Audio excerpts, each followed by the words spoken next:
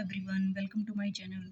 आज हम बात करेंगे कि कैसे हमें एस्टेट 2023 या 24 जो जब भी होगा हमें उसको कैसे क्वालिफाई करना है। देखो, ये न्यूज़ भी फैली हुई है कि क्या जो हरियाणा में है 15,000 वैकेंसी आने वाली हैं। आती हैं तो बहुत ही अच्छी बात है, अगर देखो नहीं आती है उसका तो हम कुछ नहीं कर सकते, लेकिन आती हैं तो हमारे पास एलिजिबिलिटी तो होनी ही चाहिए कि हम उसमें बैठ पाएँ। इसके लिए जो एस्टेट 2023 या 24 जब भी होगा तो हमारे लिए एक मोस्ट इम्पोर्टेंट हो जाता है।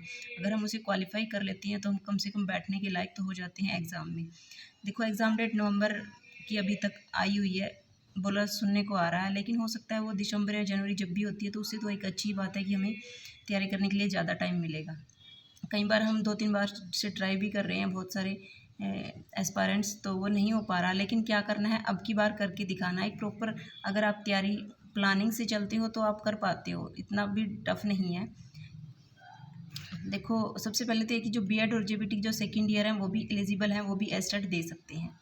तो उसके लिए अगर हमें एक प्रॉपर सिलेबस और हमें कहाँ से क्या करना है, कौन सी बुक्स पढ़नी है, ये सब हमें पता लग जाए तो हमारे लिए ईजी हो जाता है।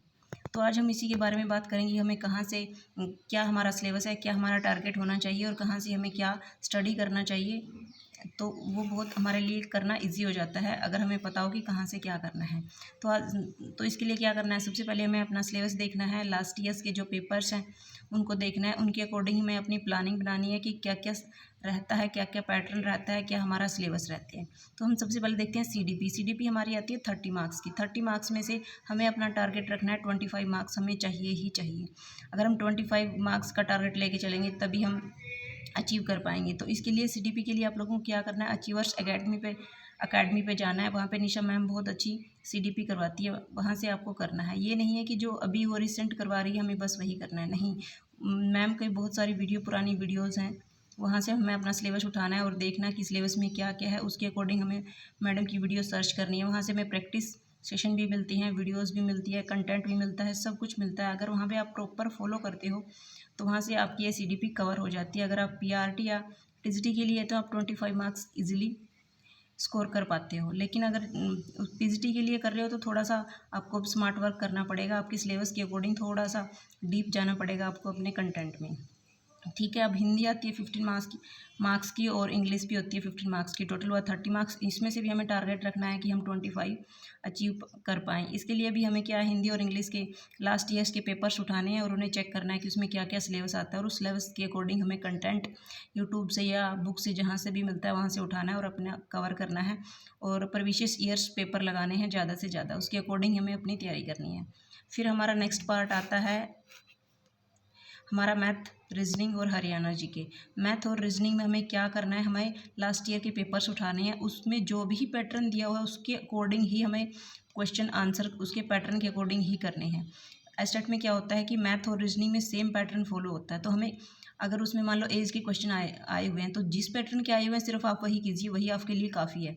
उससे मिलते जुलते एक दो पैटर्न अगर आपके पास टाइम है तो कर लीजिए। वैसे ही रीजनिंग आती है, जो पैटर्न उसमें दिया होता है वही रीजनिंग फॉलो होती है, आप वो वाले ही कर लीजिए, काफ़ी होता है और आप इसमें अच्छा स्कोर कर पाते हैं। और हरियाणा जीके के लिए आप जीके बाई प्रदीप सर के चैनल को फॉलो कर सकते हैं, वहाँ पे बिल्कुल कंप्लीट हरियाणा जीके करवाई गई है, और वहाँ से आप इजीली 10 में से 6 या 7 मार्क्स इजीली कवर कर सकते हैं।